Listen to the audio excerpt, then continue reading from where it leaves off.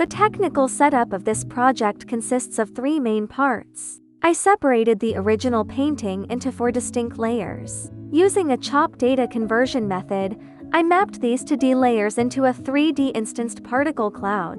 This effectively deconstructs the artwork into simplified points and lines, transforming a static canvas into a dynamic ecosystem. Second is the audio-reactive system. By extracting the mid-range frequencies from the incoming audio, I routed this data directly into the noise parameters. This allows the particle's kinetic energy to pulse and shift organically with the rhythm of the music.